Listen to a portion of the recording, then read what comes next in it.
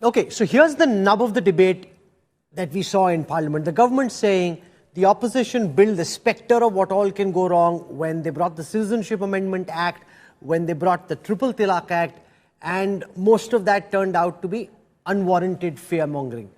They're saying they're doing the same thing with the Waqf Act. The fact is that in several parts of the country, the Waqf has acted like a land mafia, usurping land which didn't belong to it, and there's been a pushback from within. And the Home Minister read out what Lalu Prasad Yadav said when they were bringing the amendment in 2013, saying that there is a need to ensure that there's a proper structure around how Waqf properties are managed. But the counter to that is what you just heard from Asaduddin Owaisi, saying that in Tirupati, the laddus are also made by Brahmins of a certain kind. So why then open up the Waqf board to have non-Muslims there? So that's the back and forth taking place. And to try and make sense of this, I'm joined on this broadcast representing the ruling Bharatiya Janata Party by Syed Zafar Islam. For an opposition perspective, I have Ghanshyam Tiwari, and there are two parties which are very crucial in these deliberations. One of them was the TDP, represented on the show by Patabi Ram Komareddy, and I have Satya Prakash Mishra from the Janata Dal United. Let me put my first question to Zafar Islam. You heard what Asad Owaisi said, that, and it is a fact that in temples, in certain temples, there's strong regimentation around, who can be a priest, who can be involved in cooking activities, who can make the laddus, who can't, and which is based on religion, it's also based on caste. So his argument is, if you aren't changing that, why then have non-Muslims adjudicating on matters of the Waqf board? Respond to that, Zafar Islam. See, the Honorable Home Minister, I'm sure that you have heard it and the people of India have heard it, the Honorable Home Minister, he clarified, for the functioning of Waqf, the only people who will be from the Muslim community who will be responsible for that. For instance, Waqif, Mutawallis, they'll be from the Muslim community. But for the administrative purposes, like for the board, which actually oversee the activities, administrative activities of the proper Waqf, needs to be managed by competent people. There could be from the Muslim community, that they could be from other community, because administrative work can be done by many other people. No, but respond to what you heard from Maulana Mahmood Madni of the Deoband. He's saying you are forcing something on a community. It's the manner in which this is being thrust on the minority community, which is what is leading to this blowback. No, actually, I think everyone, including Mahmood Madani Sahab, need to respond to the question which is being posed by the Muslim community, especially the marginalized section of the section within the Muslim community, that what we had done for the last 70 years, these properties were with us. It is being managed by the Muslims without any interference by anybody. Yet, the result is zero. We have a property or the assets worth 9 lakh or 9 lakh crore. You have just shown something where 8,72,000 crore worth of assets the Waqf owns. And what is the productivity of that? How much it is generating revenue? And it is merely 1,163 crore. Is this the right kind of return which is being generated? Because it is mismanaged. For efficient manage, you need to have expert, you need to have a competent board, you need to have representation from across the people, across this section of the society, so that this money can be efficiently managed for the betterment and welfare of the Muslim community, not only... Let me put a couple of questions to Ghanshyam Tiwari. I'm coming back to you in a moment. The fact is, Ghanshyam Tiwari, and I want to build on what the Home Minister said, that you, others from the opposition said all kinds of things about what would happen when the Citizenship Amendment Act was brought in, when the Triple Talaq Bill was brought in. And the fact is, on balance, these have not turned out to be problematic. So we're seeing again from the opposition the same kind of fear-mongering, this time around the Waqf board. The fact is, you come from Uttar Pradesh, in different cities and towns and villages of India, there are some Waqf boards that act like the land mafia. This cannot be contested by any sane person. The fact that the government is trying to reform it has been welcomed by the likes of Lalu Yadav when they were trying to do the same thing in 2013. Good evening, Rahul, to you, my fellow co-panelists and the viewers. Three things. One, the Home Minister, and now you repeated it, called out opposition on fear-mongering. On 26 September 2018, as BJP President, Mr. Amit Shah said, "Real or fake, we can make any message go viral." I quote from the newspapers. Here is a home minister who's on his addressing his own party, boasted on how they can make any message go viral, real or fake. So that's one. Second is talking about fear mongering. Can anybody here name one person in any legislature authority across India who's Muslim who has spoken from BJP on Waqf board? Why? Because this is a party of batenge to katenge. This is the party of 80-20. No, but you aren't, Ghanshyam Tiwari, I don't like these tactics. You aren't answering my question. I'm asking you a straight question. You're a well-informed person. Respond to the question that you're being asked, and I'll phrase it again. No, Ghanshyam Tiwari. Sir, but you need to answer my question. You're going off on a tangent. Sir, because you are going to lay out your frustration, if you are going to lay out your frustration, I am not laying out any frustration. I'll ask you a question. No, sir, I will ask you a question and I expect you to respond to the question. It's almost as if my question has nothing to do with your answer. That's not fair. My question is, the opposition created a spectre of fear around the Citizenship Amendment Act and around triple talaq. What happened to that? Respond to what we've seen in reality over the last few years. I am not here to honor your frustration. Please allow me. I spoke 1.5 sentences. You interrupted. Please allow me 3 sentences at least. One, you spoke about fear mongering. You connected it to triple talaq. Akhilesh Yadav ji, our national president, said that, you know what number of things were said? The Prime Minister stood and said on CAA that हम कपड़ों से पहचान सकते हैं कि कौन protest कर रहा है. The Prime Minister, Akhilesh Yadav ji mentioned how the Prime Minister spoke about demonetization. So one, Amit Shah ji has a legend on fear mongering. 2, the Prime Minister spoke about CAA and RC and the entire thing was watered down after Prime Minister's rally. 3, that not one legislator from BJP who's Muslim has spoken on it. 4, the BJP spokesperson talks about productivity. This is donated in the name of God. How are you linking it to productivity? There is a clear message that Akhilesh Yadav ji has given that BJP, after failing on every major things that India needs to do, Donald Trump is talking about liberalization in tariffs. No, again, I'm not debating. I debated Donald Trump yesterday. I'll debate Donald Trump tomorrow. Ghanshyam Tiwari, this is not fair. For the third time, let me ask you the question that I actually want you to respond to, because you're saying all kinds of things which are not linked to my question. My question is, look at what actually happened post the Triple Talaq Act and post CAA and tell me how many people suffered in the way that you said that they would. Okay. Now here's the answer to it. Let's first of all, Triple Talaq Act came after the Supreme Court's verdict. I will not use BJP's story or version of this entire matter. Second, with respect to CAA, Mr. Amit Shah said CAA आएगा, उसके बाद NRC आएगा.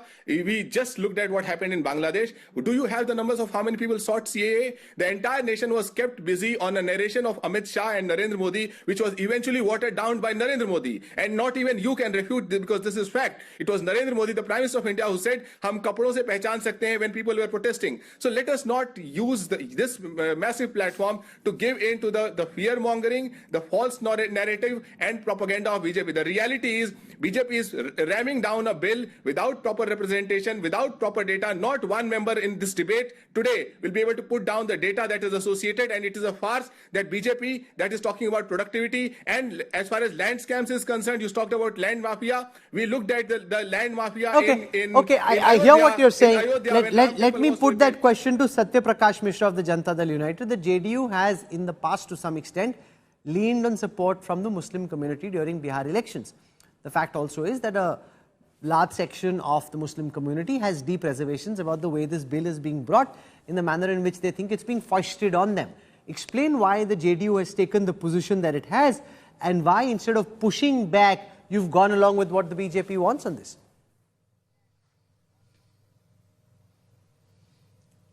Rahul, are you getting my voice? मुझे आपकी आवाज आ रही है sir, please बताइए. I couldn't get your complete question, but what I draw inferences from your lines, that why JDU pushed for this bill. Even there are, you said large number of people have, and Muslim community have reservation about that. I must assure you and everyone, the viewers especially, that JDU has worked in last 20 years for the betterment of the Muslim communities in Bihar. And especially after, providing justice to the writers and affected from riot of 1989 of Bhagalpur. And Lalu Yadav sat on that file for 15 years. He even conferred Sampradayikta Sohard award to the main accused of the 1989 Bhagalpur riot. Forget it. Now what JDU has done today, that it understands that this bill is providing a larger perspective and accountability to the Waqf property towards the poorest of the poor of Muslim community. It will really pave a way that the induction of the backward of the Muslim community will be in the Waqf board. Vora community will be inside the Waqf board. Aga Khani will be inside the Waqf board. So Waqf board shall not remain in the hands of few people of Muslim community. What the Samajwadi Party, Congress Party and RJD has done in the past. But I praise Lalu Prasad Yadav first time in my life that when UPA was in power, Lalu Prasad Yadav ji has said, Patna mein prime location पर बड़ा बड़ा जमीन कब्जा लिया है और apartment बनवा दिया है हजूर वक्फ बोर्ड के प्रॉपर्टी पे. The celebrated secular leader of India, Lalu Prasad Yadav ji, who claims that Muslims are his supporters, have denounced such kind of thing and announced such kind of thing. Let Ghanshyam Tiwari respond to this, because again, very shrewdly he avoided the question about Lalu Yadav. The fact is that Lalu Yadav wanted to do exactly what Prime Minister Modi and Home Minister Amit Shah and Kiran Rijiju are trying to do. And he spoke about the illegal occupation of Waqf land and the fact that, in some places malls were being built, shopping complexes were being built, and all this on what was supposed to be Waqf land. Two things, Rahul. First of all, you called my response shrewd. It's fact-based. Let it be.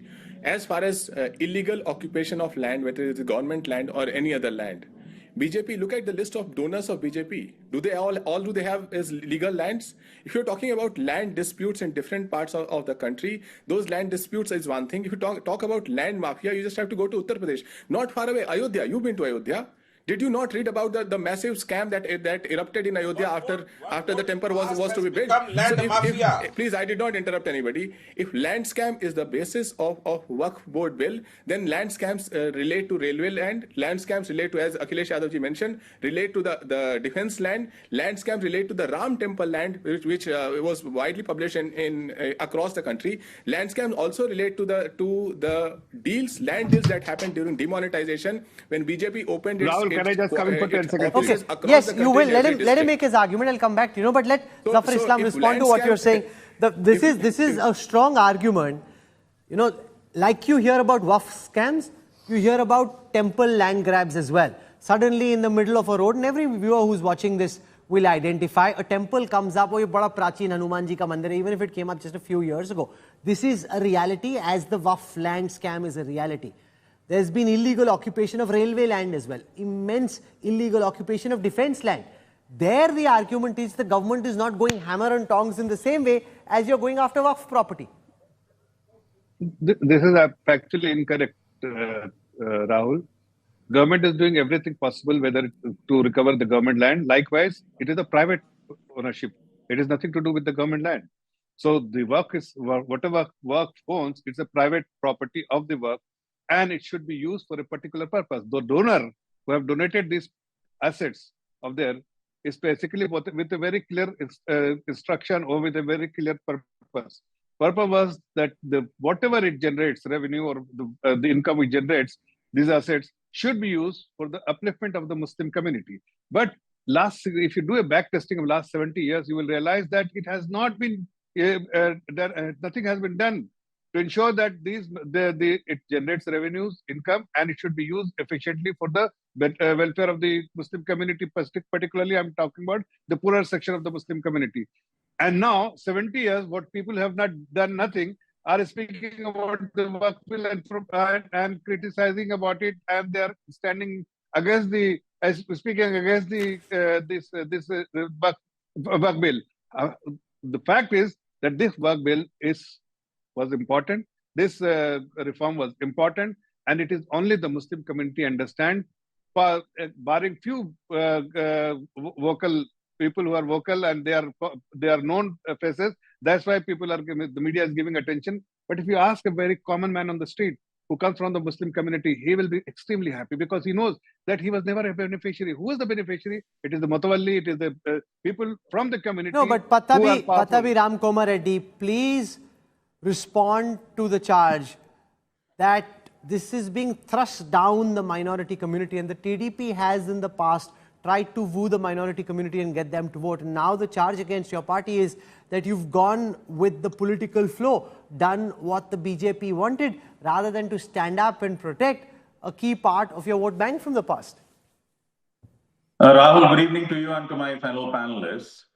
See, it is, I would like to remind that it is the Telugudesam party which had put pressure on the government when this bill was introduced to send it to the Joint Parliament Committee. So we were the ones who had demanded that this bill be studied by a JPC, and the JPC was formed, and look at what JPC had done. 38 meetings were conducted, 95 lakh petitions were received, 25 consultations with 25 state Waqf boards were done, and the result of it is 25 amendments. Not one, Rahul, 25 amendments which were recommended by the Joint Parliament Committee were approved today. Out of these 25, 3 were recommended by the TDP. 3 important amendments. TDP insisted that all Waqf properties that are currently in use for religious or charitable purposes should be deemed valid, and it had been accepted. TDP had also suggested an amendment to strengthen the state power to resolve Waqf disputes. Original bill gave the district collectors the final say, but today it was amended that a designated officer appointed by the state be held responsible. This amendment was also accepted. And the third important amendment is the deadline. TDP had demanded an extended deadline beyond 6 months, and that also had been amended. So 3 key amendments which were proposed by our party had been accepted today, and 25 amendments by the JPC had been accepted. So it clearly indicates that TDP is for the welfare of the minorities and the Muslims especially. And also, Rahul, on the other side, if you look at some facts, you look at the income of the Waqf board, 2017-18, the income of the Waqf board was 146 crore, and today it had gone down to 10 crore in 24-25. So does the opposition has any answer to this? The Sachar committee report in 2006 had clearly stated that the Waqf properties which are worth around 1.2 lakh crore should get a minimum of 12,000 crore. Where is 12,000 crore and where is 10 crore? Let the opposition let Ghanshyam Tiwari respond to it. Look at that graphic on the screen right now. Income for Waqf properties. Given how substantially valuable those land banks are, income should be skyrocketing. It's got the worst possible downward trajectory. If this was a business, then they're running it terribly. Even if they're not running it for business, they're not being able to maintain their current revenue lines, forget alone building new revenue lines. Rahul, if I just read the basic on PRS India, which guides legislation research, it says that Waqf properties could be used for maintaining mosques and graveyards. Your own graphic said 17% of Waqf property is graveyards. What kind of income and productivity is Zafar Islam and TDP talking about? This is an absolute illogical thing. I don't want to call it nonsense, but it borders on that. Second, it talks about establishing educational institutions and healthcare facilities. Third, it talks about providing financial aid to the poor and disabled. This is broadly the 3 purposes that PRS lays down. This is land given in the name of God. No, but that is, you have to respond to what the Home Minister said. Ghanshyam Tiwari, the fact is that a lot of government land suddenly gets claimed as Waqf land, and he says, what's wrong in getting the district collector to do a proper supervision of whether this is government land or it's actually some individual's land to give? Nobody can give government land away, which is where the dispute starts. The TDP spokesperson just said that they brought an amendment. By the way, in the JPC, we don't know of any amendments brought by the opposition because JPC was run in a certain way. But that aside, the TDP spokesperson said they brought in an amendment that the district magistrate should not have all the powers because even they are suspicious. Even they are suspicious of the motives of the government and how the DMs are being run as puppets by this government. So you cannot bring out a bill without the voice of the people with the intent which is to instill fear amongst people without proper data and then come out and say that we want graveyards to provide productive income. What kind of logic is Zafar, who's a notable banker, giving on this? What kind of logic is TDP giving on this? What kind of income do you want out of today? The Honorable Home Minister, Mr. TDP spokesperson and Zafar Islam should talk about. Today, the Honorable Home Minister Amit Shah ji had read out thousands of acres of Waqf property being given away as peanuts, which were given by the previous Congress government and the UPA government. Do you have any answer to that? Hundreds of acres of Waqf properties are being given away for peanuts. You don't have an answer to that in the Lok Sabha. And I have an now. answer. Rahul. I have an answer, Mr. Pattabhiramam. The BJP is in power in 18 states. They've been in power of the last 26 years. They've been in power of more than 50% of the time. Why can't they just put out data that here is the data of properties that have been illegally given? Because you don't believe in data. You are here to present a propaganda. Amit Shah ji had read out representation, please, I don't interrupt. I did not interrupt you. Without data, without representation, without logic, you want propaganda to prevail, and that is what the average Indian is not ready for. That is what we called out, and then we want to question Mishra. Satya Prakash Mishra. The fact is, no, one second, sir, आप ही का alliance partner है, बोलने तो अभी election लड़ना है अपने साथ में. Satya Prakash Mishra. The fact is that you know, there are occupations, illegal occupation of defense land, railway land, temple land in particular. Now, what is the crusade that this government has run against land which is public land, which suddenly becomes temple land, and a whole group of people come in and occupy that land? Now, shouldn't you be asking those questions as well? Rahul, there is a established mechanism against the grabber of government land. Government can any time bring those land back to the government sector. No, but they haven't done it. The point is that, so one second, here's the point. No, sir, no. Here's the point I'm making.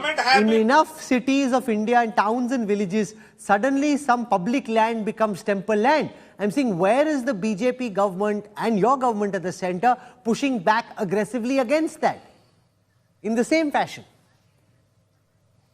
The district magistrate has law in his hand. He can act on his behalf. There is no need to government to intervene. There is established principles. No land can be grabbed by any trust or any person for the purpose of any kind of creating temple. Second thing, what Ghanshyam Tiwari rightly said, that the Waqf property is given in the name of God, but Mr. Ghanshyam Tiwari, it is misused by the fraud. So there shall be mechanism to control it, to contain it, and bring back to accountability. The Waqf board accountability has been established by bringing such an amendment. Why you are opposing? Because you are again indulging in a fear-mongering like you did during the CAA, you did during the triple talaq, and every time you want to intimidate Muslim community, let's see, BJP will grab your land, let's see, BJP suddenly how it started loving you. The thing is that the Modi government is committed to sabka saath, sabka vikas, sabka prayas, sabka vishwas. Why don't you welcome such a step? No, but that would be true, Zafar Islam, if you were acting against illegal temple land occupation in the same fashion. It cannot be contested, and every single person watching at this time will identify with what I am saying, that suddenly some public land, whether it's in the middle of the road or the corner of the road, becomes a new Prachin Mandir. The government's not going after, in pockets you may go after that, but in the sustained fashion in which we are going after the Waqf board, you haven't done that with the temples.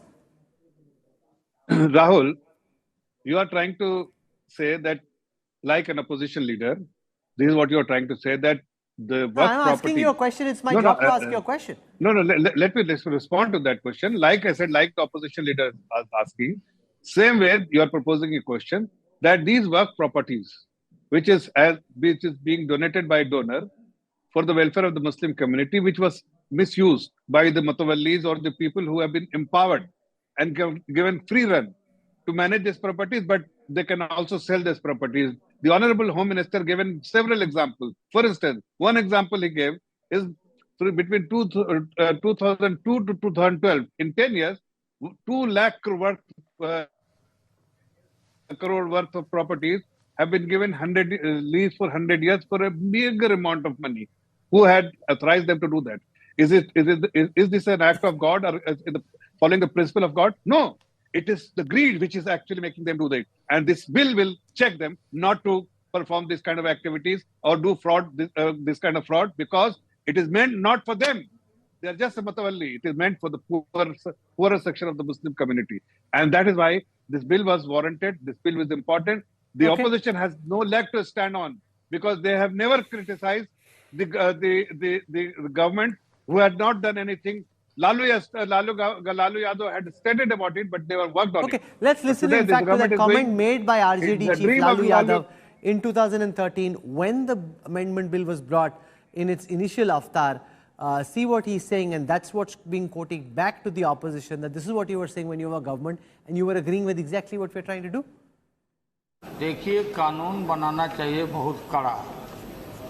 सारी ज़मीनें हड़प ली गई है, चाहे सरकारी हो या गैर, उसमें जो काम करने वाले लोग हैं सब बेच दिया है। प्राइम लैंड, ऐसा नहीं है कि कोई खेती वाली ज़मीन है। पटना के डाक बंगला पर जितनी प्रॉपर्टी थी, ये सब पर अपार्टमेंट बन गया, सब लोगों ने लूट लाट किया है।